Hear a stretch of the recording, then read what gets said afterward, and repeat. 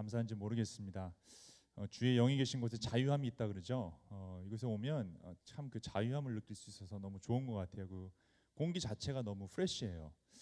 이 교회가 좋은 에어컨을 쓰나 저는 이제 생각해봤는데 산소를 공급해 주나 참 좋은 그런 모임 장소인 것 같아서 늘 감사합니다. 오늘 주시는 주님 말씀은 요한복음 7장 37절 말씀입니다. 37절에서부터 8장 1절까지 읽는데요. 세 번역으로 한번 읽겠습니다. 제가 세 번역을 좋아하기도 하고 세 번역이 없으신 분들을 위해서 제가 파워포인트에 써왔으니까요. 우리 한 절씩 번갈아 가면서 세 번역 우리 요한복음 7장 37절에서부터 8장 1절까지의 말씀을 한 절씩 번갈아 가며 읽겠습니다. 제가 먼저 7장 37절 읽겠습니다. 뒤에 잘 보이시나요? 37절 있습니다. 명절의 가장 중요한 날인 마지막 날에 예수께서 일어나셔서 큰 소리로 말씀하셨다. 목마른 사람은 다 나에게로 와서 마셔라.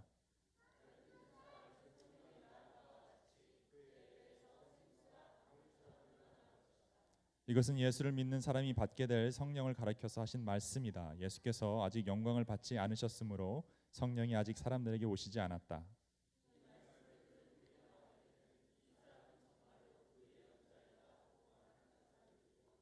이 사람은 그리스도이다 하고 말하는 사람들도 있었다. 그러나 더러는 이렇게 말하였다. 갈릴리에서 그리스도가 날 수 있을까?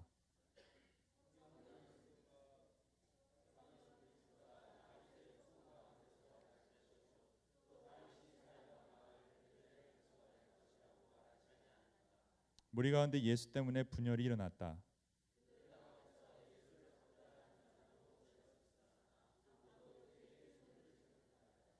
성전 경비병들이 대제사장들과 바리새파 사람들에게 돌아오니 그들이 경비병들에게 물었다. 어찌하여 그를 끌고 오지 않았느냐?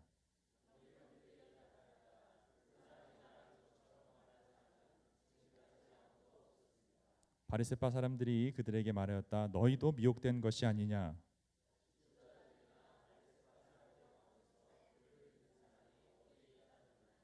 율법을 알지 못하는 이 무지렁이들은 저주받은 자들이다.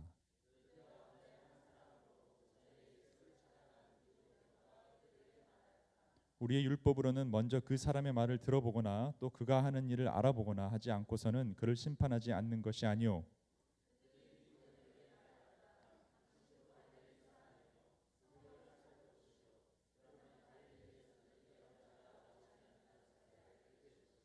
그리고 그들은 제각기 집으로 돌아갔다. 예수께서는 올리브산으로 가셨다. 아멘. 오늘은 좀 짜증에 대해서 좀 얘기를 나눌까 합니다. 제 제목을 영적 짜증이라고 한번 지어봤는데요. 여러분 언제 마지막으로 짜증을 내셨나요? 오늘 내셨군요. 바로 오기 전에 짜증은 저희가 참 많이 내죠. 그리스도인이나 그리스도지 않던 간에 짜증은 모든 인간이라면 내는 것 같습니다. 근데 주로 무슨 일로 여러분 짜증을 내시나요? 여러 가지 이유들이 있겠지만 주로 사람들은 자기의 뜻대로 되지 않거나 원하는 것을 얻지 않을 때, 못 얻을 때 짜증을 냅니다. 교통 체증이 심각할 때, 트래픽이 많이 막혔을 때 짜증이 나죠. 빨리 목적지까지 가고 싶은데 그 트래픽 때문에 이 거북이 걸음을 하고 있다 그러면 굉장히 짜증이 납니다.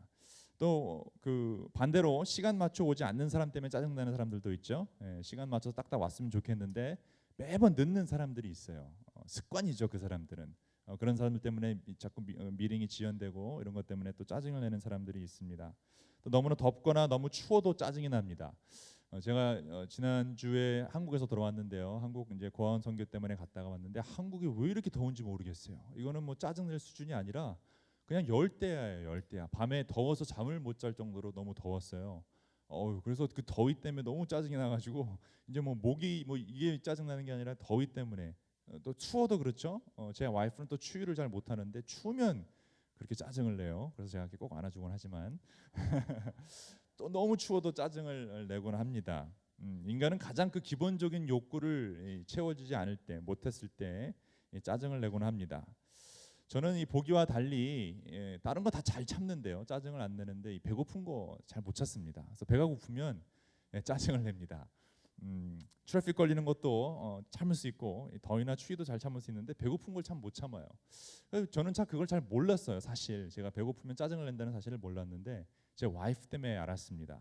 제가 저는 화를 내는 게 아닌데 자꾸 왜 짜증을 내냐고 이제 이렇게 물어볼 때가 있었어요. 그래서 저는 난 짜증 내는 거 아니다. 빨리 밥 달라. 이제 이렇게 얘기를 하면 제 와이프가 그러더라고요. 당신은 배고프면 짜증을 낸다. 그래서 꼭 강아지 사육하듯이 제가 짜증 낼 때마다 이 밥을 던져주곤 합니다. 그러면 조용하니까. 저는 배고프면 짜증을 많이 냅니다. 이상하게 밥을 먹으면 또 괜찮아집니다. 짜증은 다 사라지고 다시 행복해집니다. 그러니까 인간은 참 단순한 것 같아요. 저는 제가 배고파서 짜증나는 것을 또 제 아들을 통해서 알았습니다. 제 아들도 그렇게 이제 저녁 시간이 되면 이렇게 짜증을 내요. 그래서 너는 왜 이렇게 짜증을 내냐 그랬더니 제 와이프가 아버지 닮아서 그렇다고. 아이들을 보면서도 배고플 때 짜증을 나는구나 이런 거를 금방 알 수 있었습니다. 배고파서 짜증내는 우리들은 정말 단순하죠. 또 목마르면 또 짜증을 나죠. 또 더위나 추위나 또 여러 가지 우리 마음에 차지 않는 것들, 우리가 욕구를 채워야 되는 어떤 욕구를 채우지 못하는 부분에 있어서 짜증을 내는 것이 참 많이 있습니다. 여러분도 그렇죠? 다 비슷하시죠? 나만의 아마 짜증들이 다 있을 것입니다. 저희들은 기본적으로 욕구가 채워지지 않으면 쉽게 짜증을 냅니다.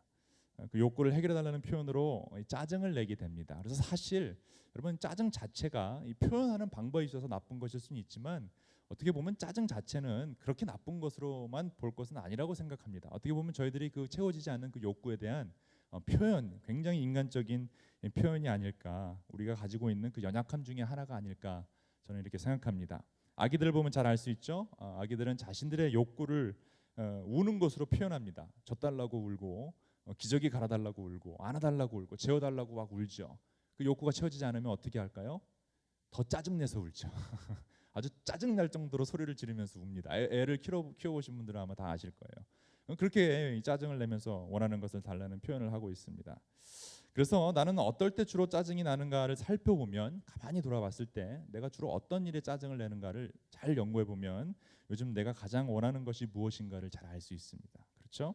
일을 할 때 짜증이 많이 나시는 분이 있죠? 그러면 일에서 얻고자 하는 어떤 욕구가 있기 때문입니다. 사람들에게 짜증을 많이 내는 분들이 있습니다. 그것은 그 관계 속에서 어떤 것을 얻고자 하기 때문입니다. 또 교회 일 하면서도 짜증을 많이 내시는 분들이 있어요. 누가 시켜서 하는 것도 아닌데 본인이 하겠다 그래놓고 그렇게 짜증을 내요, 교회에서. 그 교회를 통해서 뭔가 얻고자 하는 게 있기 때문에, 그 얻고자 하는 걸 얻지 못했기 때문에 교회에서 짜증을 내기 십상입니다. 여러분은 요즘 어떤 일로 짜증을 내시나요? 다시 말하면 여러분의 최고 관심사는 요즘 어떤 것인가요? 저는 오늘 요한복음을 통해서 영적으로도 좀 짜증을 내야 한다라는 설교를 좀 하고 싶습니다. 우리가 원하는 기본적인 욕구에 대해서는 짜증을 잘 내면서도 이상하게 영적인 것에 대해서, 영적인 욕구에 대해서는 짜증을 내지 않는 것 같다는 생각을 제가 해보게 되었습니다. 배가 고파 죽겠다며 밥 달라고 짜증은 내지만 내 영이 배가 고파서, 내 영이 갈급해서 이 말씀의 양식을 달라는 짜증은 내어보는 사람을 보지 못했습니다. 내 목이 갈증이 나서 죽겠다며 이 물을 달라고 짜증은 내지만 내 영이 메말라가고 있음에도 불구하고 성령의 세수를 달라는 그런 짜증은 제가 들어본 적이 없는 것 같습니다. 하나님을 만나게 해달라는 짜증, 성령을 부어달라는 그런 짜증, 내 영이 목말라 주님 말씀으로 채워달라는 짜증은 참 내지 않고 살아가는 사람들이 바로 저희들이 아닐까, 이런 생각을 해보게 되었습니다. 이것이 오늘 그리스도인들의 문제가 아닐까 생각합니다. 그래서 오늘은 영적인 짜증을 좀 내는 시간이 되면 좋겠다라는 생각을 저는 한번 그렇게 풀어봤어요. 영적인 짜증을 좀 우리가 내야겠다. 가끔 이런 짜증도 낼 줄 알아야 하나님 아버지께서 들어주십니다. 특히 하나님과 더 깊은 관계를 원하는 욕구에서 나오는 짜증은 하나님이 즉시 들어주십니다. 제 아이들이 배고프다고 짜증 낼 때 맛있는 음식으로 재워주는 제 아내처럼 하나님이 우리가 어떤 영적인 것을 갈급해서 짜증을 낼 때 응답해 주시리라 믿습니다. 오늘 본문 말씀은요, 이 영적 갈증, 영적 그 짜증에 대해서 말하고 있습니다. 오늘 본문 30절을 보면 예수님께서 그 초막절 마지막 날에 이렇게 말씀하시죠. 이제 명절에 있어서 예수님께서 이제 올라가셔서 이 마지막 날, 가장 중요한 날에 이런 말씀을 하십니다. 한번 37절을 보겠습니다.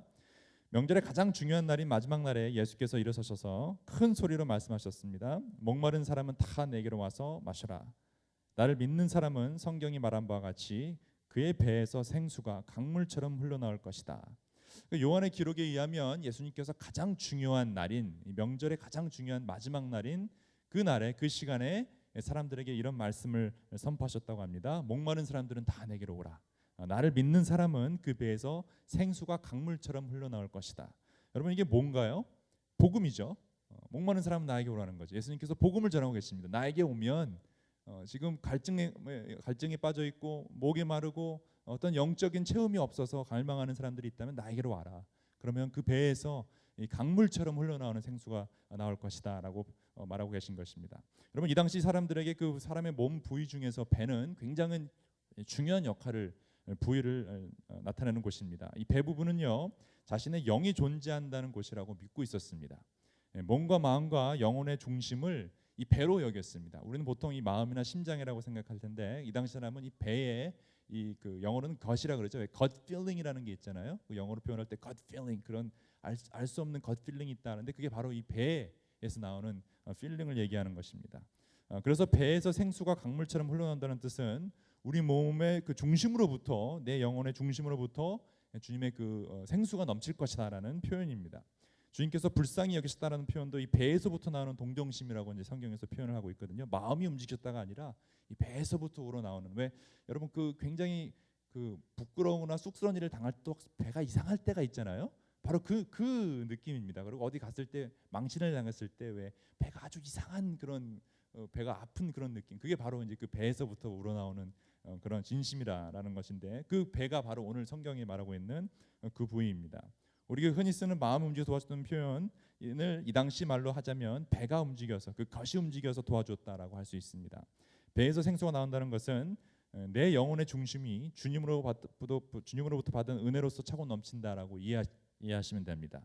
근데 이 말씀을 딱 읽는데 갑자기 이런 생각이 들었습니다. 이 사람들은 과연 무엇에 목말라 있을까? 지금 주님이 말씀하시고 계신 이 유대인들은 과연 무엇에 목말라 있기 때문에 예수님이 목마른 사람은 나에게로 오라 그러셨을까? 분명히 뭐가 목말라 있기 때문에 예수님이 그런 말씀을 하셨을 거 아니에요? 그러니까 뭐에 목말라 있을까 한번 생각해 보기 시작했습니다. 그리고 그것은 금방 메시아라는 것으로 금방 알 수 있었습니다. 여러분 유대인들은 메시아를 기다리고 있었죠. 갈급하고 있었습니다. 2000년 전 유대인들은 그들을 로마 제국으로부터 구해줄 메시아를 기다리고 있었습니다. 갈급해하고 있었습니다. 예언서부터 말씀하고 있기 때문에 많은 유대교 지도자들과 유대인들은 이 메시아의 출현을 기대하고 있었습니다. 그런데 이 사람들이 메시아를 기다리고 있었다는 것은 알겠는데 정말 그 메시아를 향한 목마름이 기다림이 얼마나 있었는지는 그 다음 구절을 보면서 저희가 잘 알 수 있습니다. 왜 이런 생각이 들었냐면 예수님의 가르침을 듣고 또 행하신 표적을 본 사람들의 평가가 굉장히 달랐기 때문이에요. 모든 유대인들이 메시아가 나타나서 그들을 구원해 줄 거라고 믿고 있었는데 그 메시아를 기다리는 그 갈급함의 정도는 굉장히 차이가 있었던 것 같습니다. 오늘 본문 아니고 7장 그 12절에 보면 이렇게 되어 있습니다. 예수에 대하여 무리 중에서 수군거림이 많아 어떤 사람은 좋은 사람이라고 하고 어떤 사람은 아니라 무리를 미혹한다 이렇게 표현되어 있습니다. 그러니까 어떤 사람은 이 사람이 메시아다 맞다, 어떤 사람은 이 사람이 아니다라고 갈라졌다고 합니다. 메시아를 향한 목마름이 있었던 사람 중에는 예수님을 좋은 사람이라고 하는 사람도 있었고 또 무리를 미혹하는 사람이라고 평하는 사람이 있었습니다. 오늘 본문에도 보면 40절부터 한번 보겠습니다. 이렇게 되어 있습니다. 이 말씀을 들은 무리 가운데 목마른 사람 다 내게로 오라 이렇게 말했을 때 이 말씀을 들은 무리 가운데는 이 사람은 정말 그 예언자이다 하고 말하는 사람도 있고 이 사람은 그리스도라 하고 말하는 사람도 있었다. 그러나 더러는 이렇게 말했다. 갈릴리에서 그리스도가 날 수 있을까? 이것은 예언서에 보면 이제 베들레헴에서 난다고 이렇게 돼 있죠. 근데 이 사람들이 잘 몰랐던 거죠. 예수님 베들레헴에서 태어나시고 갈릴리에서 이제 성장을 하셨는데 뭐 그 백그라운드를 모르니까 당연히 그냥 뭐 갈릴리에서 어떻게 나올 수 있겠느냐 이렇게 질문할 수 있었습니다. 42절을 보니까 성경은 그리스도가 다윗 후손 가운데 날 것이요 또 다윗이 살던 마을 베들레헴에 날 것이라고 말하지 않았는가? 맞는 얘기죠. 예수님이 다 이걸 풀필 하셨는데도 이 사람들은 몰라서 이렇게 돼 있습니다. 무리 가운데 예수님 때문에 분열이 일어났다.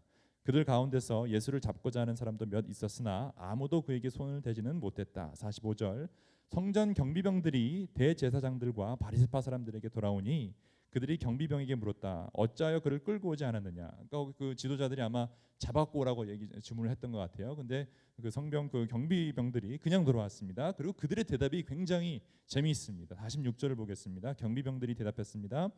그 사람이 말하는 것처럼 말한 사람은 지금까지 아무도 없었습니다. 근데 여러분 이 답을 가만히 생각해 보세요. 이거는 동문서답하는 거잖아요. 왜 안 잡아왔냐 그러면 뭐 사람들이 많아서 못 잡아왔습니다. 아니면 그 제자들이 막고 있어서 못 잡았습니다. 뭐 이렇게 얘기해야 되는데 그 사람처럼 그 사람이 말하는 것처럼 많은 사람은 지금까지 아무것도 없었습니다. 이게 무슨 뜻일까요? 이 사람들도 메시아를 기다리고 있었다는 것이죠. 메시아를 봤다라는 말을 이렇게 표현한 것입니다. 그래서 바리새파 사람들이 그들에게 말하죠. 너희도 미혹된 것이 아니냐. 바리새파 사람들도 메시아를 기다리고 있었고 그 경비원들도 메시아를 기다리고 있던데 이 경비병들은 메시아를 알아보는데 이 사람들은 알아보지 못했습니다. 그리고 아주 심한 말을 하게 됩니다. 48절에 지도자들이나 바리새파 사람 가운데서 그를 믿는 사람이 어디에 있다는 말이냐. 그러니까 누가 그 사람을 믿냐, 그죠? 보통 우리 말싸움할 때 그런 얘기하죠. 뭐 누가 그래, 누가 누가 그래? 한 사람이라도 그런 사람이 있으면 사실 그 논쟁이 안 되는 건데 누가 그런 말을 해? 지금 그렇게 하는 여기는 성경은 굉장히 이렇게 고상하게 쓰여 있지만 굉장히 심한 얘기를 하는 거예요. 누가 그딴 걸 누가 믿냐 이렇게 얘기하는 거죠. 그리고 욕을 하죠. 율법을 알지 못하는 이 무지렁이들은 저주받을 자다. 이 무지렁이가 뭘까요, 여러분? 저는 제가 13살 때 미국에 왔기 때문에 한국말 수준이 딱 중학교 1학년 수준인데요. 저는 이 무지렁이란 말을 듣고 이게 뭘까? 지렁이들의 사촌일까? 뭐 하여튼 안 좋은 것 같아요. 뭐 지렁이, 무지렁이 같은 저주 뭐 이렇게 되니까 안 좋은 것 같아요. 그러니까 무슨 욕을 한 것 같아요. 욕을. 율법을 알지 못하는 이 무지렁이들은 저주받은 자들이다. 이렇게 말한 것으로 보아서 이 당시 유대인들은 분명 메시아에 대한 목마름이 있었던 것은 확실한데 그 차이가 있었던 것 같아요. 저희들도 그렇죠. 저희가 예수님을 기다리는 어떤 그 기대감은 다 동일하게 있습니다. 교회를 나오시는 분들이면 다 예수님을 믿고 하나님을 믿습니다. 그러나 예수님이 오시는, 다시 돌아오시는, 예수님을 갈급하는 그 마음, 예수님과 더 깊은 관계에 들어오고자 하는 그 마음의 차이는 다 다르다는 거예요. 어떤 사람은 예수님을 선지자라고 했고 어떤 사람들은 정확히 예수님을 그리스도로 보았습니다. 그런데 또 어떤 사람은 갈릴리에서는 그리스도가 나올 수 없다며 예수를 부인했습니다. 이런 반응을 봤을 때 예수님을 메시아로 인정하던 안 하던 간에 이들은 분명 메시아에 대한 목마름은 있었지만 차이가 있었다는 걸 저희가 알 수 있습니다. 관심 분야니까 의견이 부딪히는 것입니다. 그런데 제가 정말 궁금한 점은 왜 어떤 사람들은 예수님을 좋은 사람, 또 어떤 사람은 아니라고 거부했을까라는 점입니다. 도대체 그 갈급함의 정도가 어느 정도까지일까? 그리고 저는 거기를 짜증으로 한번 풀이해보고 싶었습니다. 정말 갈증이 나서 짜증날 정도가 돼야 예수님을 찾고 예수님을 알아보는 것입니다. 근데 대부분의 바리새파 사람들, 종교 지도자들은 그렇게 짜증낼 정도의 갈급함이 없었던 것입니다. 특히 성경을 더 잘 알고 있었던 바리새인들, 어떻게 보면 메시아에 대해 더 갈급해 보이는 것 같은 바리새인들, 거룩해 보이는 종교 지도자들은 예수님에 대한 그 갈급함이 짜증날 정도로 있지는 않았던 것입니다. 저는 그 이유가 이 갈급함의 간절함, 그 짜증이 없었기 때문이라고 생각합니다. 목마르긴 한데 그 정도까지 목마른 것은 아니었습니다. 짜증날 정도로 목마르지 않았기 때문에 예수님을 못 알아본 거고 못 찾아간 것입니다. 여러분, 이게 굉장히 중요합니다. 저희가 신앙생활을 할 때에 그 목마름에 대한 짜증이 어느 정도냐에 따라서 여러분 저희가 예수님을 만나냐 안 만나냐를 결정되는 것입니다. 여러분, 저희가 하는 이 모든 것은요, 예배드리고 지금 모여서 찬양하는 것도 그렇고요, 여러분 기도하는 목적도 그렇고요, 선교를 가는 목적도 그렇고요, 저희가 그리스도인들은 모여서 어떤 펠로십이나 친교를 갖는 그 목적도 여러분 무엇이 있습니까? 그것은 그리스도와 더 긴밀한 관계를 갖기 위함입니다. 예수님을 더 알기 위함입니다. 하나님을 더 알기 위함인데 그 갈급함이 저희들에게는 없는 것 같습니다. 많이 압니다. 머릿속으로는 성경도 많이 읽었습니다. 기도도 잘할 수 있습니다. 그런데 여러분 마음속에 그 하나님을 갈급하는 마음, 예수 그리스도를 갈급하는, 예수님과 더 깊은 관계를 맺고자 하는, 성령 충만함을 받고자 하는 그 갈급함이 여러분 짜증날 정도로 여러분에게 있는지 한번 돌아보시기 바랍니다. 여러분, 그러고 보면 복음서에서 나오는 예수님을 만난 모든 사람들의 공통점이 바로 그 짜증입니다. 짜증나도록 목마른 사람들이 예수님을 만났다는 것을 알 수 있습니다. 정말 목이 말라서 예수님 아니고는 도저히 갈증을 해결할 수 없었던 사람들만이 예수님을 만날 수 있었습니다. 여러분, 소경 바디메오가 그랬죠. 예수님이 지나간다는 소문을 듣자마자 무작정 부르짖기 시작했습니다.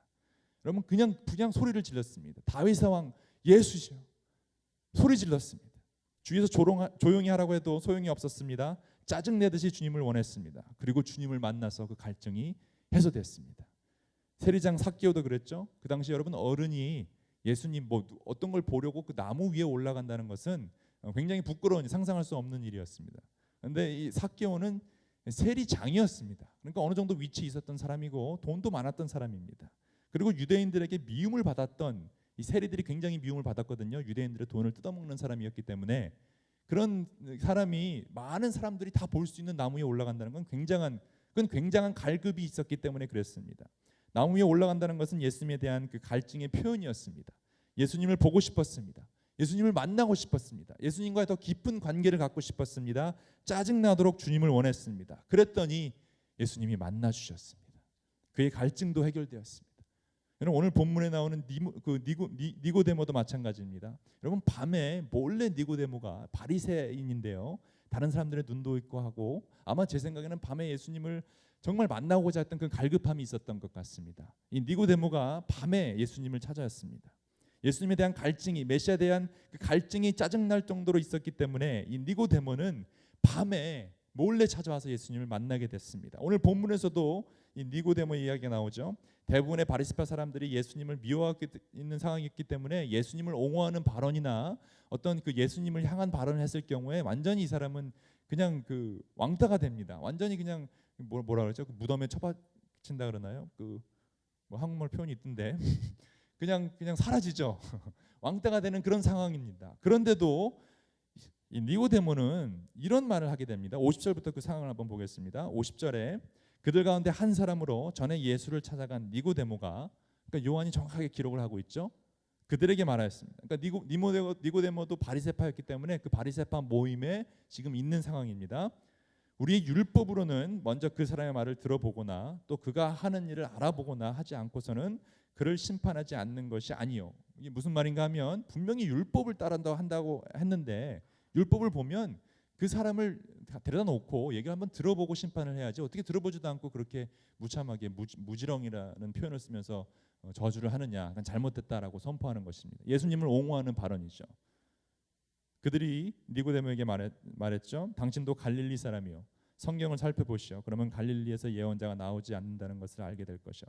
아까도 말했지만 이렇게 고상하게 하지 않았을 거예요. 분명히 욕을 섞어가면서 했을 텐데 요한이 성경을 써야 되니까 아마 이렇게 잘 걸러서 썼던 것 같아요.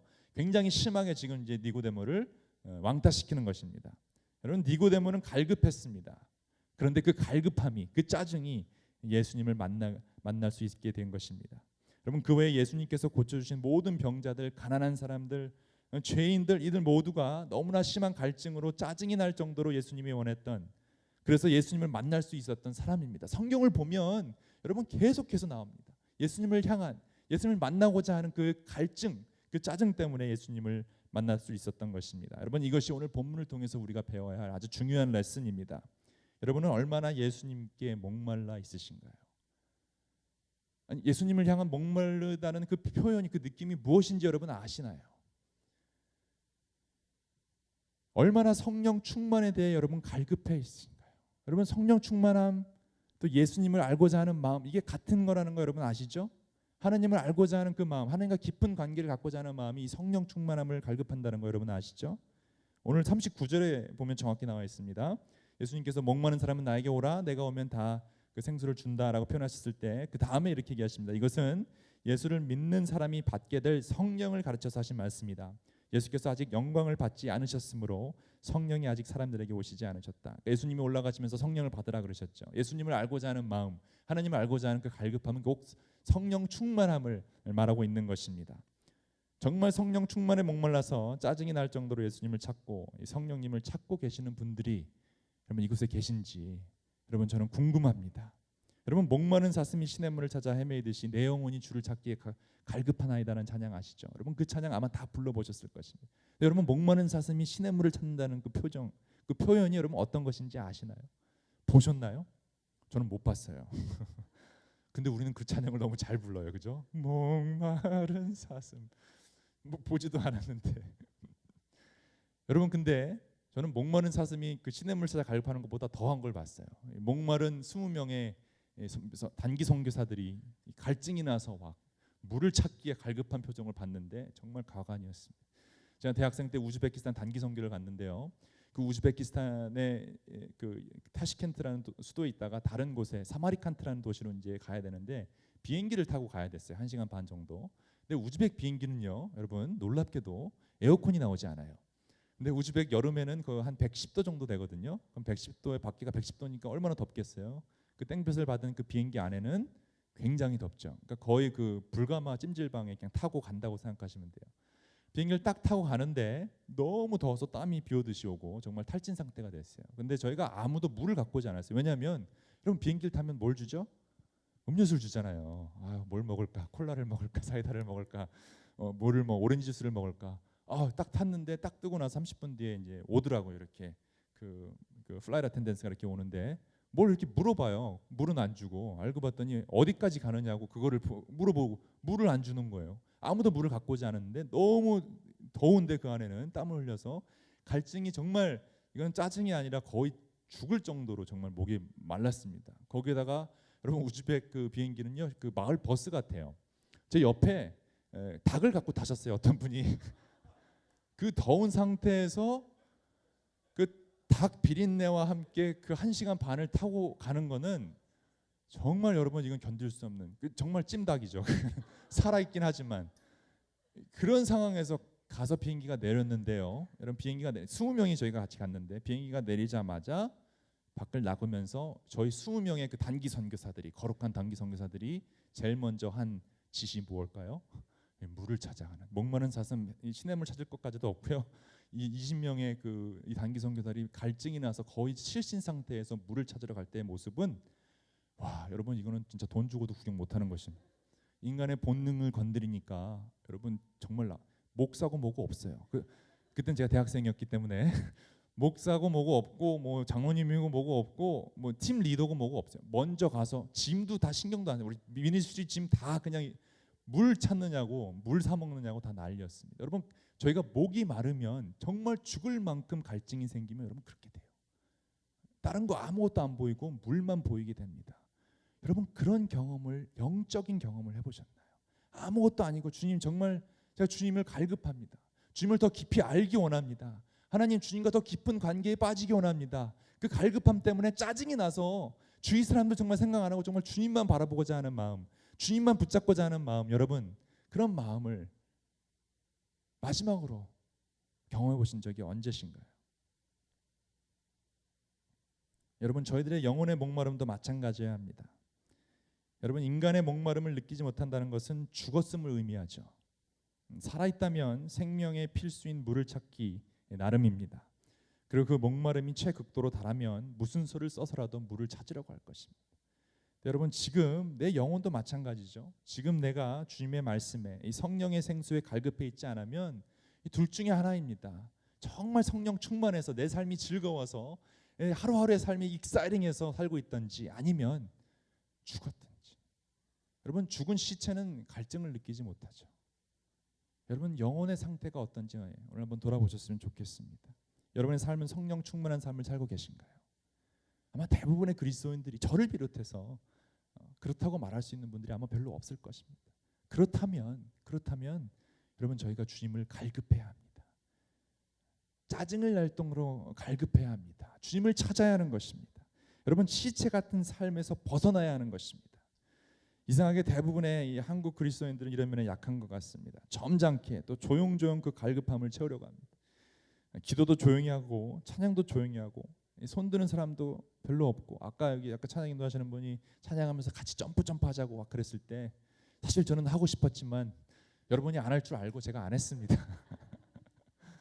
이상하게 저희는 잘 못해요, 그죠? 잘 못해요. 조금 더 신이 나게 막 했으면 좋겠는데 잘 못해요.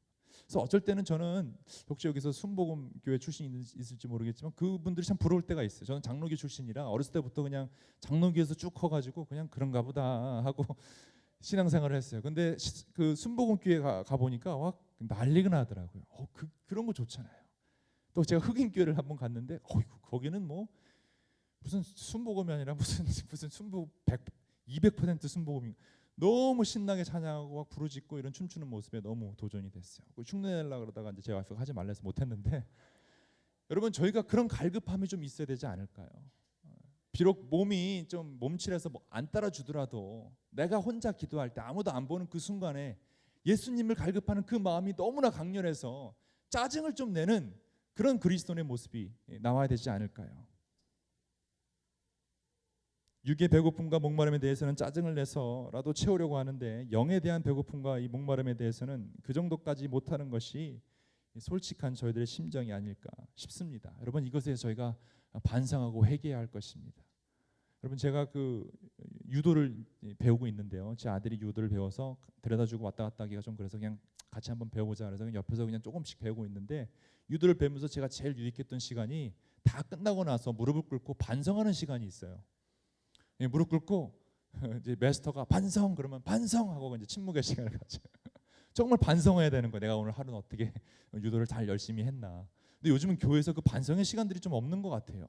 정말 우리가 이제 좀 반성의 시간이 돼야 될 것 같아요. 그 꼬마애가 유도를, 저 이제 꼬마 애들 있을 때 제가 같이 하거든요. 어른들이랑 하면 제가 창피하니까 왜냐면 흰벨트거든요. 그리고 이렇게 제가 더 허리도 안 좋고 목도 안 좋고 그래서 젊은 분들이랑, 저도 아직 젊지만 더 젊은 20대 분들이랑 막 하다 보면 좀 제가 좀 그 목숨의 위험을 느껴서 애들이랑 같이 하는데, 한 5살짜리 꼬마 중에 한 명이 뭘 하다가 잘못했어요. 막 장난하고 놀다가. 그러니까 마스터가 뭐라고 딱 그러니까 그 아이가 뭐라 그랬게요? 반성 그러더라고요. 저희가 그런 자세가 필요합니다. 여러분, 반성의 자세가 필요해요. 예수님을 갈급하지 못했던 부분에 대한, 짜증나도록 예수님을 찾지 못했던 것에 대한 여러분 반성이 필요할 때라고 생각합니다. 사람이 떡으로만 살 것이 아니요 하나님의 입에서부터 나오는 모든 말씀으로부터 살 것이라고 고백합니다. 그러면서도 우리는 늘 영을 채우는 말씀보다도 이 배를 채우는 그런 떡에 더 목숨 거는 것이 사실입니다. 성령 충만을 받아 사랑과 희락과 자비와 장성과 절제와 충성과 온유와 오래 참음, 그 열매를 맺기 원하지만 우리는 그것보다도 더 경제적인 안정과 사업의 번창, 공부 잘하는 것에 더 신경 쓰이는 것이 사실이고 그것에 더 짜증을 내고 있습니다. 사랑하는 성도 여러분, 오늘 여러분은 무엇에 목마르신가요? 아니면 무엇에 목마르고 싶으신가요? 성령 충만함에 목이 말라 하나님께 짜증내시면서 한번 간구해보는 시간 가지시면 어떨까요? 여러분, 오늘 본문의 하이라이트는 7장 53절과 8장 1절입니다. 이걸 보고 말씀을 마치겠습니다. 53절에 이렇게 되어 있습니다. 그리고 그들은 제각기 집으로 돌아갔다. 8장 1절, 예수께서는 올리브산으로 가셨다. 여러분은 어디로 가시렵니까? 여러분, 그냥 매주 와서 예배 드리고 그냥 집으로 돌아가시렵니까? 아니면 올리브산으로 한번 가보시겠습니까? 여러분, 이게 정말 산으로 가라는 얘기가 아닌 거 아시죠? 또 이 말씀 듣고 오늘 산으로 가야겠구나, 소나무 이러시면 안 돼요. 예수님이 계신 곳에 여러분 저희가 가야 되지 않겠습니까? 매주 예배 드릴 때, 또 화요일 날 와서 이렇게 예배 드릴 때 정말 그 갈급한 심정으로 예수님께 나가셨으면 좋겠습니다. 짜증이 날 정도. 여러분, 하나님께 짜증 내면요 하나님이 응답하십니다. 성경에 보면 만난 사람들이 다 그렇잖아요. 그리고 여러분 주위에 그 간증하는 분들도 들어보세요. 정말 짜증을 내서 하나님을 갈급했더니, 하나님 만나달라고 외쳤더니, 주님 더 깊은 관계를 위해서 주님과 더 알고 싶습니다라고 외쳤더니, 짜증을 냈더니 하나님이 만나주십니다. 그런 짜증도 안 내고 하나님 없다라고 얘기해요. 그런 짜증도 안 내보고 하나님을 경험하지 못하고 아무런 느낌이 없다라고 하는 것은 여러분 정말 반성해야 될 부분입니다. 한번 짜증 내도록 주님을 갈급해보고 정말 주님께서 어떻게 내 마음에 찾아오시는지, 내 갈급한 그 심령을, 그 영혼을 어떻게 채워주시는지 경험하시는 여러분 되시기를 주님의 이름으로 축원합니다.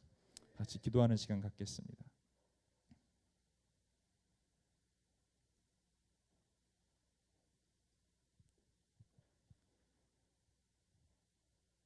여러분, 다른 것에 목말라 하지 마시고 오직 예수님을 갈급해 하시기 바랍니다.